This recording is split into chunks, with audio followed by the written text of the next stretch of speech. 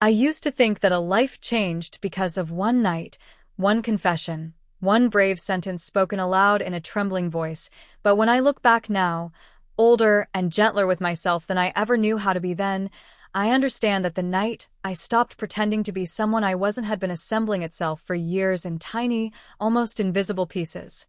It had started in rooms no one would remember now except me, in the yellow light of our old house, in the smell of fabric softener on my mother's folded laundry, in the sound of my father's shoes at the door, in the careful way people said my name as if it already carried a map for the kind of person I was supposed to become. When I was little, I did not have language for identity or gender, or any of the words that later became both lifelines and burdens.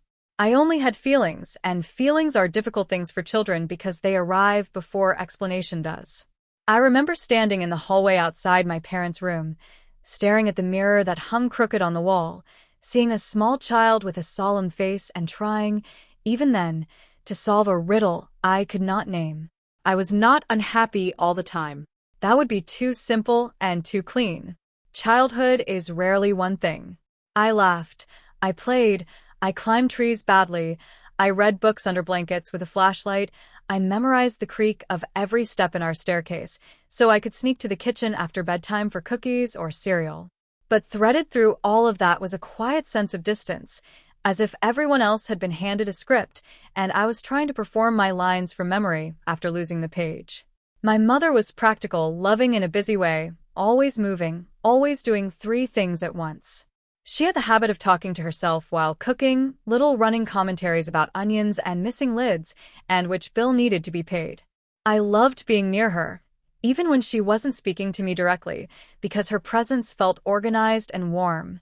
My father was more restrained, not cruel, not harsh in the dramatic ways stories sometimes like to invent, but firm in a manner that made everything feel more important when he was around. He believed in proper behavior, in posture, in shaking hands correctly, in doing what was expected before anyone had to ask. He loved us, I know that now, but his love often came dressed as instruction. My older brother, who seemed to arrive in the world already understanding how to be a boy, threw himself into everything with a confidence that both amazed and exhausted me. He was louder than I was, rougher than I was, quicker to fight and quicker to laugh afterward. I watched him the way I watched other boys, as if he belonged to a species I was expected to imitate convincingly. I had cousins too, a few girls close enough in age that family gatherings blurred us together for an hour or two before adults remembered to separate us again according to invisible rules. Those rules fascinated me because they were so absolute, and yet seemed to depend on things I couldn't feel in myself the way I was supposed to. Some of my earliest memories are of clothes, though not in the way people assume when they want simple answers. It was never about spectacle. It was never about a costume or a thrill. It was about texture, permission, and the mystery of presentation. I noticed that girls were allowed softness in ways boys were not. Their sweaters had gentler colors. Their socks had little patterns. Their hair was touched with tenderness, brushed and tucked and tied. Adults spoke differently to them. Not always better, certainly not easier, but differently. There was room in their presentation for care, for beauty, for uncertainty, for changing one's mind. With boys, everything felt like a narrowing. Stand this way. Don't cry like that. Don't fuss. Don't linger.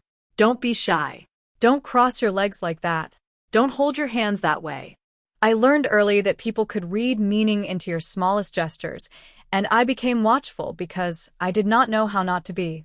My mother once laughed softly when she found me running my fingers over the sleeve of one of her blouses hanging fresh from the wash. She did not scold me. She only smiled and said, "That one is delicate, sweetheart. Don't stretch it." But the word delicate stayed with me all day. It sounded like a blessing and a warning at the same time. When I was 7 or 8, I began to understand that some of my private impulses needed to remain private. That lesson arrived not through some terrible discovery, but through accumulation. A pause that was too long when I asked a question. A relative saying, "He's such a sensitive little thing," in a tone that was affectionate on the surface and corrective underneath. My father redirecting the way I sat, the way I stood, the way I let my wrists fall loose when I was tired. A boy at school asking why I talked so carefully. I didn't know I did. I started monitoring myself the way a nervous person listens to their own breathing. I became self-conscious about habits I had never chosen. I remember one Thanksgiving at my aunt's house, standing in the den while my female cousins played some game involving scarves and costume jewelry and made-up names. I wanted so badly to join them that the wanting itself embarrassed me. My aunt noticed me lingering in the doorway and said kindly, "Go on, they won't bite." And for a few minutes I did. I left. One of my cousins draped a long beaded necklace over my shoulders and called me by a silly invented girl's name, and the room didn't collapse. No one screamed. Lightning didn't split the roof. But then my uncle walked by and chuckled. "All right, enough of that, kiddo. Go help the boys outside." He didn't sound angry. That almost made it worse. If he had shouted, maybe I could have been righteously wounded. Instead, I only felt quietly removed, as if some invisible hand had reached into the scene and placed me back where I belonged, except it never felt like belonging. School sharpened everything. Childhood can survive on confusion for a while because home is repetitive and forgiving, but school is an audience, and audiences notice patterns before you do. I was not openly bullied every day, nothing that dramatic, but there were comments, imitations, 1,000 tiny checks against the shape of my voice, my walk, my interests.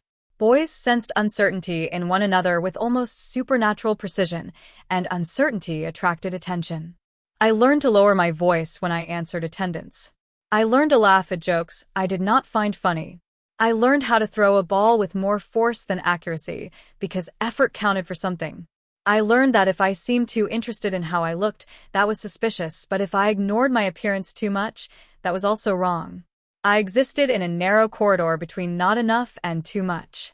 Sometimes I would watch girls in my class fixing one another's hair before picture day, or exchanging lip balm, or comparing bracelets, and what I envied wasn't the objects themselves so much as the social permission to care.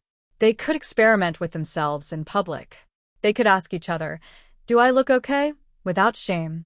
The boys around me pretended not to care while caring desperately, and I was expected to pretend with them. At home, I became two people without meaning to. There was the version of me my family recognized.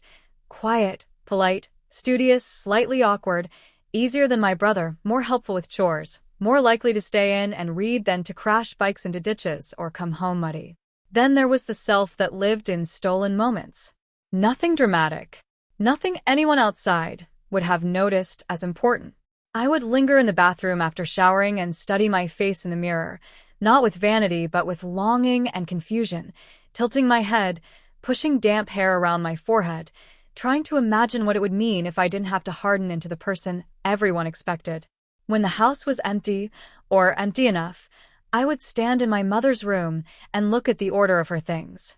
Her brushes, her lotion bottles, the careful fold of a cardigan on a chair. I didn't need to wear everything to feel what drew me there. Sometimes just touching the hem of a nightgown or slipping my arms into a soft robe for a few seconds was enough to make my chest ache with a feeling so sharp I had no words for it. Relief, maybe. Recognition. Grief. Even then it carried all three. My sister was born when I was 10, a surprise baby who changed the whole weather of our house. By then my brother and I were old enough to be assigned duties, old enough to be told to be examples, old enough for everyone to expect maturity from us. My mother, tired and radiant and frightened in the ways new mothers often are, became even busier. I adored my sister immediately. It embarrassed me how much I adored her, how willing I was to help rock her, feed her, entertain her. People praised me for being nurturing, though sometimes the word was said with mild surprise. I heard relatives say, "He's so good with her," and then, "Not many boys have the patience." I lived for the domestic intimacy of those years, more than I ever admitted. The stroller, the diaper bag, the soft little outfits snapped neatly into drawers, the rituals of bathing and brushing and choosing what she would wear. Of course I knew these things were not inherently feminine, but the world around me had already labeled care in that way, and I felt closer to those gestures than to anything I was meant to learn from my father about becoming a man. I think part of my awakening happened there, not because caring for my sister transformed me, but because it revealed how false my assigned future felt. When I imagined adulthood through the examples offered to me, manhood felt like a room with no windows. When I imagined womanhood, even in the vaguest secret sense, I felt fear, yes, but also air. Adolescence was a long season of pretending not to notice myself. My father and brother seemed almost to celebrate the roughness of that age, the deepening voices, the expanding shoulders, the sudden talk about shaving and sports and girls. I dreaded changes I could not confess to dreading. Every new sign of becoming felt less like progress and more like a door closing behind me. I remember the first time my father handed me a razor. It was such an ordinary moment, almost tender in its own stiff, masculine way. He stood beside me in the bathroom and explained how not to cut myself. The mirror reflected us side by side, him confident and certain, me trying to imitate his expression. I wanted to cry and had no idea how to justify it, so I nodded through the lesson like it mattered only in the practical sense. Afterward, I locked the bathroom door and stared at my face for a long time, not because of the razor. Exactly, but because I could feel life moving in a direction I had not chosen. That feeling became the background noise of my teens. I did what many people do when they are frightened by themselves. I tried to become exceptionally good at being the opposite of what I feared was true. I volunteered for things that made me seem sturdy and dependable. I copied the speech patterns of boys around me, their shrugging casualness, their deliberate emotional distance. When relatives praised my height or said I would be a handsome young man, I smiled in the same automatic way you smile when someone comments on the weather. Inside, I felt strangely erased. I wasn't vain enough to want beauty in some shallow sense. I wanted alignment. I wanted the outside of my life to stop arguing with the inside of it. But that thought was too large and too dangerous to think directly, so instead I made small bargains with myself. I would let my hair grow a little longer before someone made a comment. I would take better care of my skin under the excuse of acne. I would choose clothes that were technically acceptable but softer in fit, subtler in color, less aggressively masculine. Gray instead of black. Slim instead of boxy. Sweaters instead of sportswear. Tiny evasions. Tiny survivals. My mother noticed more than she let on. I realized that now. At the time, I only knew that she would sometimes hesitate before speaking to me, as though deciding whether to ask a question. Once, when I was maybe 15, she knocked on my bedroom door and came in carrying folded laundry. She set it down on my bed and looked at me carefully. I had been crying earlier and thought I had hidden it. She sat beside me and said, "You don't have to tell me everything, but you do seem lonely lately." I almost told her then. Not everything, because I didn't know everything, but enough. I almost said, "I don't know how to be what everyone thinks I am." Instead, I said school was stressful, which was true, but not true enough. She put a hand on my shoulder and told me that not everyone figures themselves out at the same speed. I have returned to that sentence so many times in my life. She probably meant it in a broad, general way. She couldn't have known that I treated it like permission for years. My father and I began to speak around one another rather than to one another during my later teens.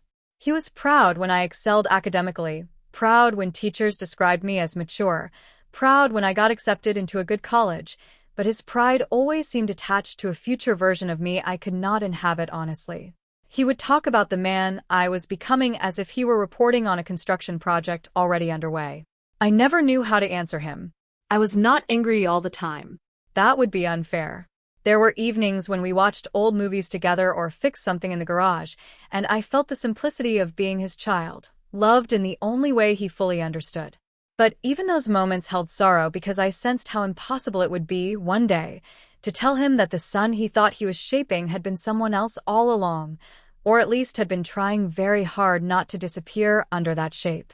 College gave me distance before it gave me courage. People like to romanticize leaving home as liberation, but for me it was more ambiguous. Freedom without self-knowledge can feel like standing in a field with no road signs. Still, being away from my family changed the scale of my secrecy. I could make choices no one witnessed. I could buy a cardigan from the women's section of a thrift store and tell myself it was just because the fabric felt nice. I could let my hair grow long enough to brush against my ears and feel a strange spark of relief every time I caught my reflection in a window. I could wander the campus late at night, listening to other people's lives through lit dorm windows, and imagine futures in which I did not have to keep translating myself into a language that hurt. I made friends, real friends, though even with them, I kept important things locked away. A few of them were queer in ways I recognized before I understood what recognition meant. They seemed to move through the world with a tension I knew, though each of us wore it differently.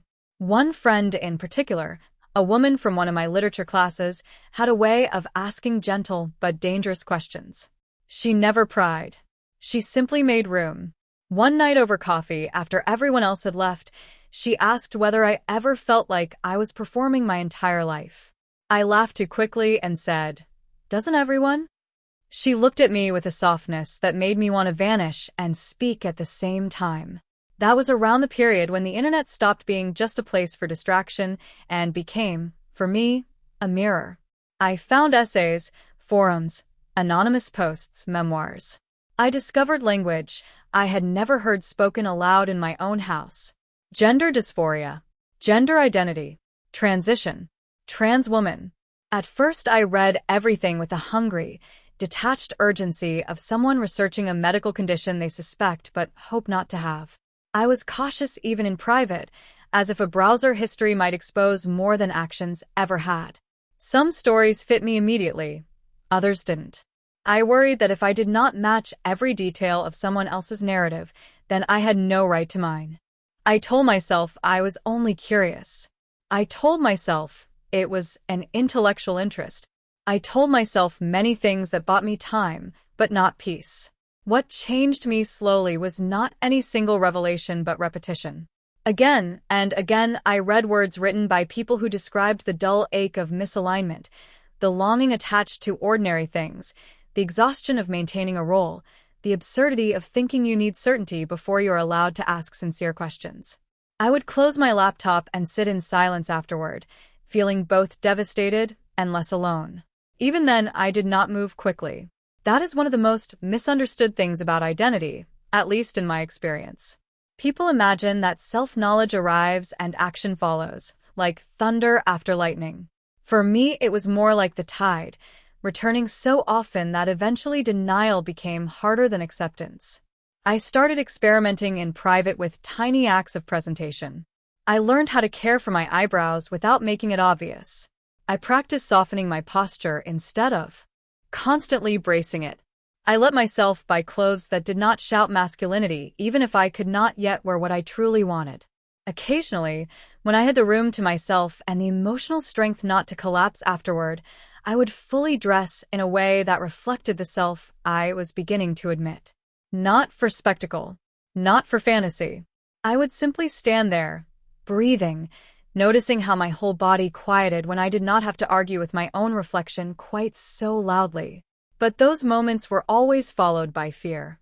I would fold everything away meticulously, restore the room, return to campus or home or class wearing the person people recognized, and feel the old split widen again. After college, I moved back home for a while to save money, and that period nearly broke me. By then, I knew too much to pretend innocence, but I still believed honesty would destroy my family, so I resumed the old role with even greater strain. My brother had become the sort of adult my father understood easily, ambitious, confident, engaged to a woman everyone adored. My sister was old enough to have opinions and favorite colors and tiny, fierce loyalties.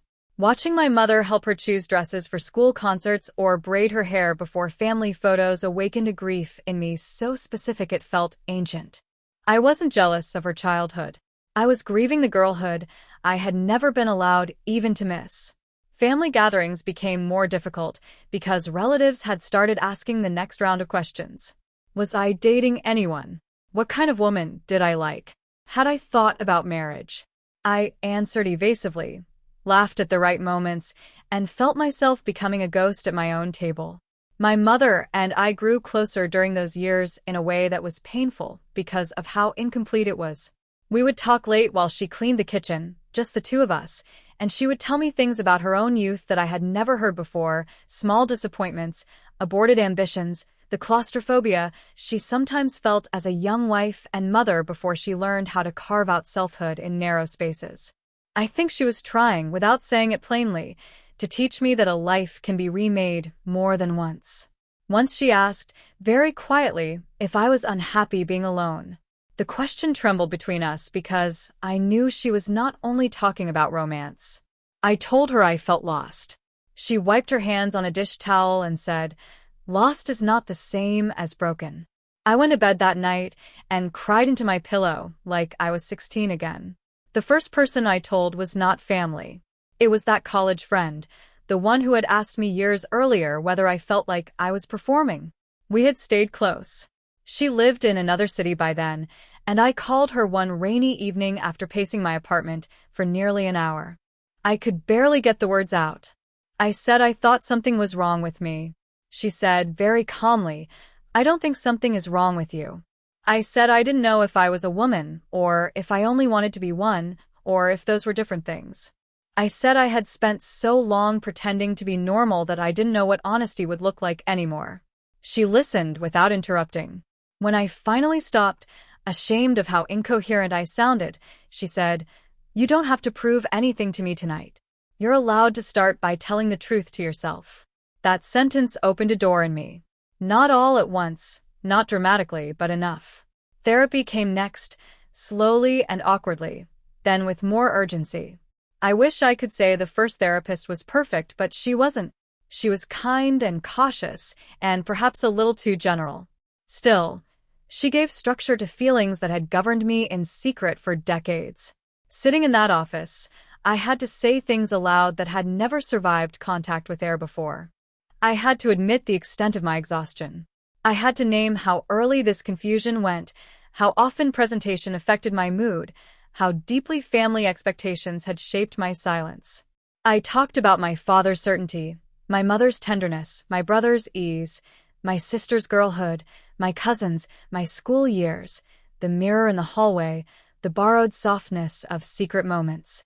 Once words existed outside my body, it became impossible to go back entirely. I still delayed. I still negotiated with myself. Maybe I could just be more feminine privately. Maybe I was only unhappy with masculinity, not truly someone else. Maybe if I moved to a new city, started over, curated my life carefully, I could escape without confronting anything. But every compromise left me lonelier than the truth did. The night I always returned to, the one from the title people would later attach to my story as if revelation likes dramatic staging, was not glamorous at all. It was quiet. I had spent the day at my parents' house for my sister's birthday.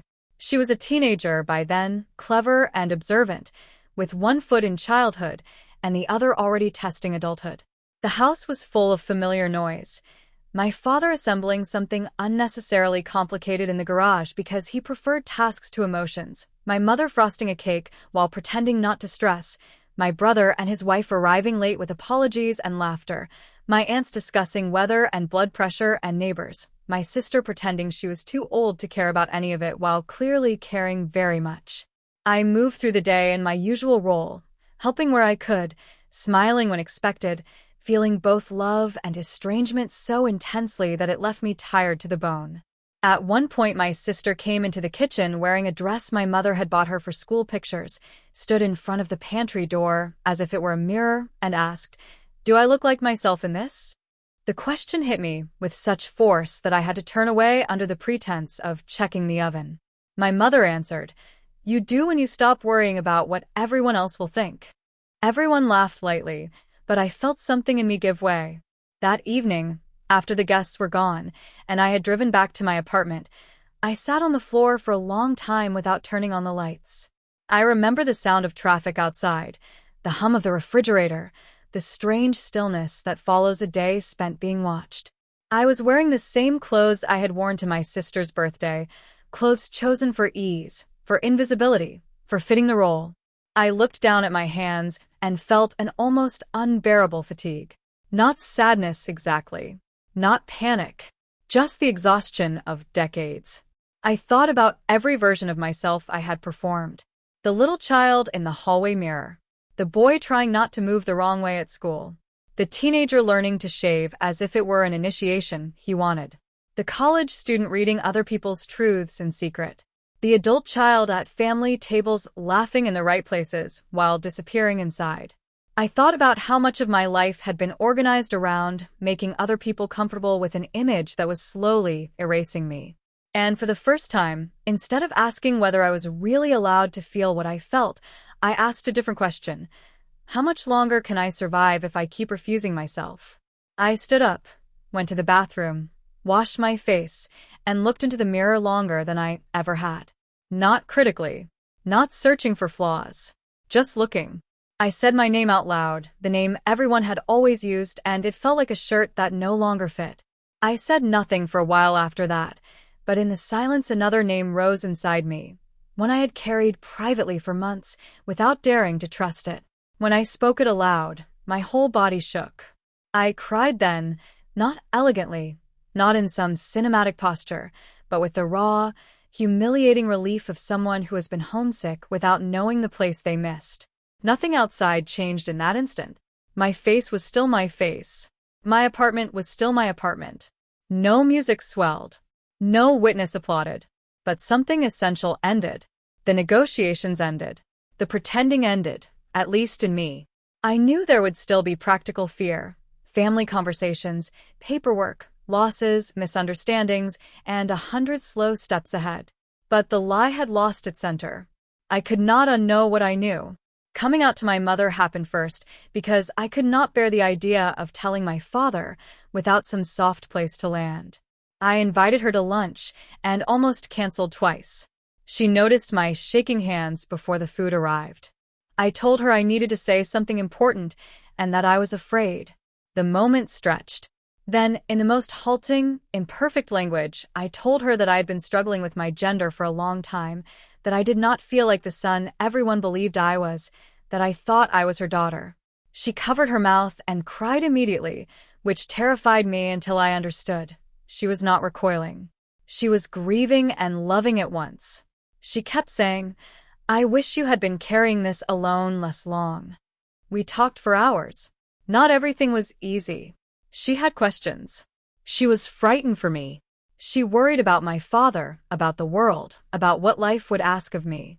But beneath all of it was recognition, and I will never forget that.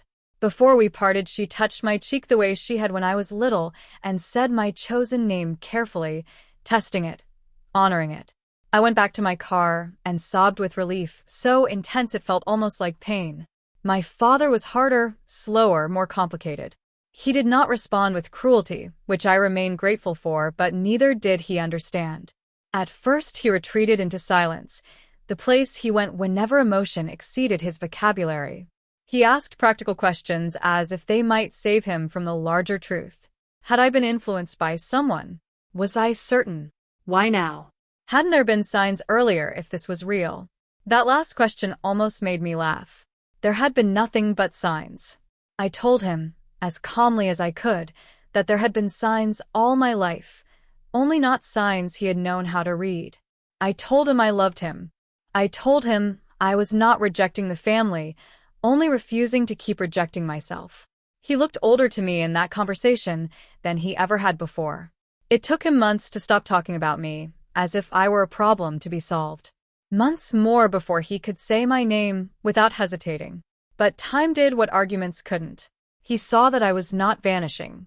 He saw, I think, that I was becoming easier to know. The daughter he had not expected turned out to be less distant than the son he had been losing for years. My brother stumbled in different ways. He worried what other people would say. He tried too hard to be casual. He made mistakes, apologized, made them again. My sister, to everyone's surprise except mine, adapted fastest. She looked at me one afternoon after I had finally begun presenting more openly around family and said, with teenage bluntness, "You smile with your whole face now." It was such a simple observation, and because it came from her, from the girl whose question in the kitchen had cracked me open that birthday evening, it felt like a benediction. Extended family was a patchwork. Some relatives embraced me quickly, some politely, some not at all. A few relationships became formal where they had once been warm. A few people surprised me with grace, I had never expected from them. There were awkward holidays, wrong pronouns hanging in the air like small broken things, conversations that stopped when I entered rooms, and also cups of tea shared in kitchens, hesitant questions asked with sincerity, hands squeezed under tables, cards addressed correctly for the first time. Transformation did not happen only in me. It asked something of everyone. What I remember most about those first years of living honestly is not drama but detail. Learning how to move through a store without panic when shopping for clothes that finally made sense to me. Sitting with my mother while she helped me sort what felt authentic from what felt like imitation. Discovering that presentation was not about becoming some impossible ideal of femininity, but about relief, about coherence, about not bracing myself every morning against my own reflection. There were mistakes, of course. Outfits that felt wrong. Haircuts that didn't suit me. Makeup experiments that ended in laughter and tissues. But even the mistakes belonged to me in a way my entire prior life had not. I was no longer acting a part written by absence. I was learning, slowly, imperfectly, how to inhabit myself. People sometimes ask when they're trying to understand whether I always knew. I never know how to answer that in one sentence. I always felt something. I always leaned toward some truth I could not yet see clearly. But knowing is not a single event. It is a relationship between feeling and permission. There were years when I knew in the way a body knows winter before the snow arrives. There were years when I knew and refused to call it knowledge because calling it by name would have demanded a life I feared I could not survive. There were years when all I knew was that pretending was exhausting me. And then, eventually, there was that night in my apartment when exhaustion turned into honesty, and honesty into a future. When I think of my younger self now, I do not see someone weak or deceptive. I see a child making bargains with safety. I see an adolescent trying to survive in a language that had no room for her. I see a young adult gathering courage in fragments. I wish I could go back and tell her that the tenderness she envied was not frivolous, that her attention to softness was not shameful, that her longing to be seen differently was not a moral failure. I would tell her that family love can bend without breaking, though sometimes not all at once. I would tell her that grief and relief often arrive together, hand in hand, and that becoming yourself may cost you the fantasy of an easier life, but will give you something better than ease, the ability to breathe without rehearsing. Most of all, I would tell her that she was never pretending to be a girl or pretending to want a different life. The pretending was everything else. That is why, when people reduce stories like mine to transformation as if it were costume or spectacle or sudden reinvention, I feel protective of the quieter truth. My life changed because of countless ordinary moments. A blouse sleeve touched in a laundry room. A necklace draped over my shoulders in a cousin's game. A father's correction. A mother's almost question. A razor in a bathroom mirror. A friend making space at a coffee shop table. Late night reading in the glow of a laptop. A sister asking if she looked like herself. These were not dramatic scenes by themselves. They were breadcrumbs leading me home. The night I stopped pretending to be someone I wasn't was only the first night I finally listened to what all those years had been trying to tell me. I was not becoming someone new. I was ending a long performance. I was choosing, trembling and imperfect and overdue, to live as the person who had been waiting beneath every compromise, every silence, every carefully altered gesture. And though fear did not vanish that night, and though life afterward remained complicated and sometimes painful, I have never once wished to return to the numbness that came before. I lost things, yes. I disappointed expectations. I had to endure misunderstanding, and I had to learn how to protect a self that was both newly visible and newly vulnerable. But I gained the astonishing ordinary privilege of recognizing my own life as mine. Years later, that still feels like the most intimate miracle I know.